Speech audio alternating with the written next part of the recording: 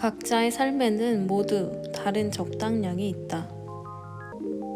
인간관계에서 불편하고 어색하지 않을 정도의 거리를 유지하는 것, 건강을 유지하기 위해 주기적으로 해야 하는 것과 먹어야 하는 것, 유지해야 하는 생활 습관과 조금 느슨해져도 괜찮은 생활 습관, 아무 생각 없이 집어드는 옷가지와 생활 루틴들, 어떤 걸 먹으면 속이 안 좋아지고 또 어떤 상황에 컨디션이 나빠지는지, 그래서 평소에 무엇을 들고 다니어 적당한 때에 복용해야 하는지 같은 것들 말이다. 이런 것들은 지극히 광범위하여 자신의 적당량을 찾는 과정은 일생 전반에 걸쳐 진행되고 또 주기적으로 아무 징조 없이 바뀌기 때문에 변덕스럽지만 일생을 살아가는데 어쩔 수 없이 계속 수행해야 한다. 누군가의 정돈된 루틴을 보는 것은 그래서 안정감을 가져온다. 특히 거기서 지독한 세월이 느껴진다면 더욱 그렇다. 그래서 일상 루틴, 나이트 루틴, 모닝 루틴, 브이로그 같은 콘텐츠에 열광하는지도 모른다. 유튜브가 없었다면 누군가의 일상을 자세히 들여다보는 일은 쉽지 않았을 테니까. 하지만 가장 중요한 것은 그런 것을 보면서 자신을 돌아보는 것이다. 선망하는 누군가, 동경하는 누군가의 일상을 보는 것에 그치지 않고 사람들은 끊임없이 다른 사람의 좋은 점을 찾고 그걸 적용하고자 한다. 그런 건 어떤 사로회고를 거치지 않고 자연스레 일어난다. 그런 것들이 쌓이고 쌓이면 나에게 맞게 변형된다. 그것이 고착화될 때쯤 변화를 맞이하면서 유동적으로 흘러간다. 나는 혼자서도 온전한 사람을 좋아한다. 그런 사람 곁에 있으면 평온해지고 또 내가 무엇을 하기 위해 마음을 쓰지 않아도 된다는 부담감이 내려지면서 훨씬 자연스러워진다. 그런 감각이 좋다. 혼자서도 온전하다는 건 그런 게 아닐까. 자신의 삶의 적당량을 아는 것, 그걸 꾸준히 지키는 것, 그 힘을 믿는 것. 안녕하세요, 에픽입니다. 오늘은 적당량에 대해서 말해보고자 하는데요. 앞서 말했듯 한 사람의 인생에서 적당량은 참 많은 것을 의미하는데 오늘은 그 중에서 식습관에 한정지어 말해볼게요. 여러분들의 적당량은 얼만큼이신가요? 하루에 몇 끼를 드시나요? 그것을 어떤 종류로 구성하시나요? 저는 다른 건 몰라도 배달음식 관해서는 확실한 기준을 정해두는데요. 주 2회 초과 주문 금지라는 약속을 정해두고 지킨 지 약 3달 남짓 되어갑니다. 그전에는 별로 의식하지 않고 배달음식을 주문했어요. 설거지하기 귀찮아서, 밥을 하기 귀찮아서, 먹고 싶은 음식이 특정적이라는 이유로 어느 순간 무분별하게 주문 버튼을 누르게 됐는데 그렇게 제 맘대로 하면 기분이 좋아야 하잖아요. 근데 그렇지 않더라고요. 스스로 절제가 안 되고 이건 내가 원하는 삶이 아니라는 느낌을 받았어요. 저한테 정갈한 음식, 비교적 건강한 음식, 내 손으로 나를 대접하는 감각을 잊고 살았더라고요. 왜 누군가를 집에 초대하게 되면 그 사람을 위해 맛있는 걸 대접하고 같이 먹는 게 예의잖아요. 근데 왜 평소에 우리는 스스로에게 그렇게 안 해줄까? 사는 게 너무 힘들어서 라고 하기에는 너무 스스로를 막대하는 거 아닐까 하는 생각이 들었습니다. 자신의 적당량을 아는 건 결국 스스로에 대한 애정이자 관심이라는 생각이 들었어요. 내가 무엇을 좋아하는지 꾸준히 들여다보고 어떤 걸 먹으면 속이 불편해지고 어떤 기준 이상으로 먹으면 지나치게 한량해지고 하는지 말이에요.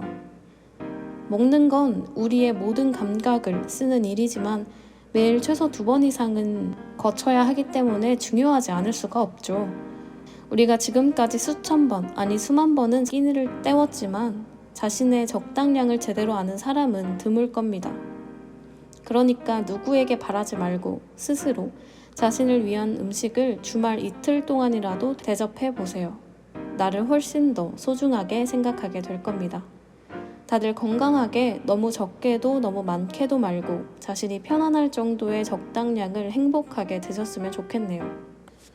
오늘의 물음에서 비롯된 유즈키 아사코의 버터는 일본에서 실제로 일어난 의문사 사건을 모티브로 쓰여진 소설입니다. 성인 남성이 연달아 의문사하는 사건이 발생합니다. 그들은 40대에서 70대로 나이와 출신, 직업까지 모두 다양하지만 한 가지의 공통점이 있었습니다. 바로 피의자 모두 한 사람과 교제한 적이 있다는 건데요. 그 사실이 밝혀지자 그가 가장 유력한 용의자로 급부상하게 됩니다. 바로 소설 속 인물 가지 마나코입니다. 언론은 이 사건을 꽃뱀 사건, 연쇄 살인 사건이라고 자극적인 헤드라인을 달아 대대적으로 기사화하는데요. 용의자의 신상이 밝혀지자 다시 한번 사건에 불을 지폈습니다. 흔히 말하는 꽃뱀 이미지와는 완연히 다른 외모의 여성이었기 때문인데요. 그들의 죽음에는 과연 그가 관련되어 있는 걸까요? 그렇다면 그들에게 대체 무슨 짓을 한 걸까요? 미스테리와 추리를 좋아하는 저로서 위 소설이 여타 추리 소설과 다른 지점이 몇 가지 눈에 띄었습니다. 첫 번째, 진실을 향해 다가가는 단서. 이렇게 어마무시한 서사와는 달리 제목이 버터인 데는 이유가 있습니다. 바로 가지이가 가장 좋아하는 음식이 버터였기 때문인데요. 위 사건을 다룬 여성 혐오와 마녀 사냥 시각을 제외하고 가지이라는 인물 자체에 초점을 맞춰 서술된 소설입니다. 그 시각을 직관적으로 나타낸 것이 바로 제목입니다. 따라서 진실에 접근하는 방식도 완전히 다른 시각을 가지고 있는데요. 리카는 주간지 기자로 가지이의 사건을 접하고 그에게 큰 흥미를 느끼게 됩니다. 그를 만나 신뢰를 쌓고 인터뷰를 하며 사건의 진실을 따라가는데요. 가지이가 리카에게 던져주는 유일하고도 가장 큰 단서는 바로 음식입니다. 거의 매 챕터마다 가지이는 리카에게 해당 음식을 먹으라고 추천하는데요. 버터 간장밥, 명란 버터 파스타, 카트르 가르 등 모든 음식에 버터가 사용된다는 점이 또 두드러집니다. 가지이에게 버터란 과연 무엇이었을까요? 두 번째, 단연 돋보이는 문장의 호흡. 이 소설을 읽으면서 가장 돋보였던 점은 문장의 호흡이었습니다. 을의 모든 소설들이 그렇듯 머릿속에서 그려지듯 서술되는 방식, 장면의 전환이 매끄러워야 독자가 이입하기 쉬운데요. 이 소설은 그걸 한층 뛰어넘습니다. 주인공이 진실의 실마리를 잡고 또 그걸 어떻게 사건과 그리고 자신과 연결시키는지 문장의 호흡을 보고 있자면 맞다, 이거 추리소설이었지 하는 감각이 새겨집니다. 아주 매끄럽고 또 사실적이면서 동시에 영화적이에요. 그게 돋보이는 대목을 조금 읽어드리겠습니다. 어쩌면 남자들은 살해당한 게 아니라 서로 죽인 건 아닐까. 대결한 건 아니다. 다들 그런 유형이 아니었지만 서로 질투한 끝에 자멸했다고는 볼 수 없을까. 질투는 여자의 전매 특허 따위가 아니다. 죽은 순서는 모토마스 씨, 니미 씨, 야마무라 씨. 다들 같은 시기에 가지이와 교제했다. 그들은 어떤 형태로든 서로를 의식하지 않았을까? 세 명이 펼친 욕망의 촉수가 가지이를 중심으로 빙글빙글 도는 것처럼 보인다. 빙빙 돌다가 제멋대로 죽었다. 금색 버터 연못은 피웅덩이, 양동이에 받은 하얀 우유에 빨간 얼룩이 서서히 번져가는 느낌이 들었다. 거기까지 상상하다 빨강의 전유라는 자신을 발견했다. 왜일까? 서서히 빨강이 번져가는 것을 상상한 것만으로 숨이 막혔다. 피로 물든 아이보리색 카펫. 그 한복판에 쓰러진 것은 아버지다. 미타카 맨션에서 죽은 지 사흘이 지난 사체를 발견한 것은 중학생인 리카였다.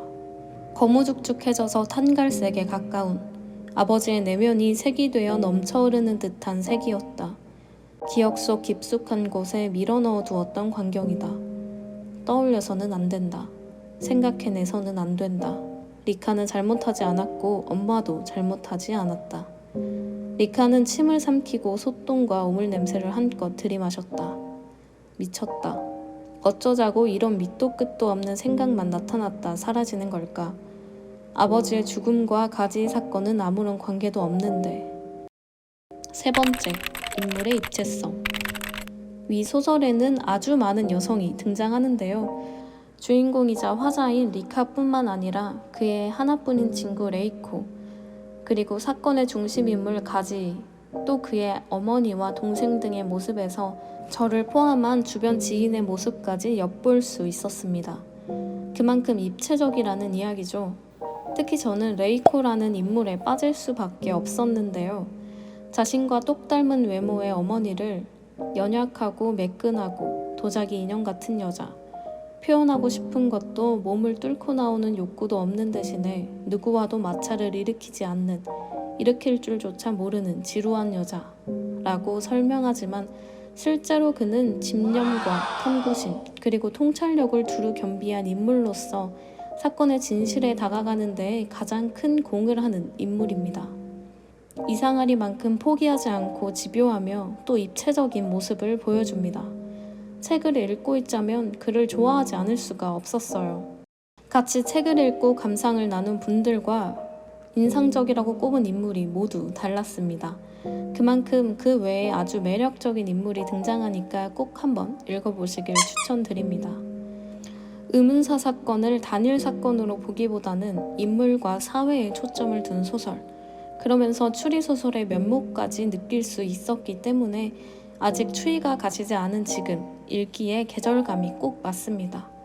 꼭 한번 읽어보시는 걸 추천드립니다. 그럼 여기까지 에픽이었습니다.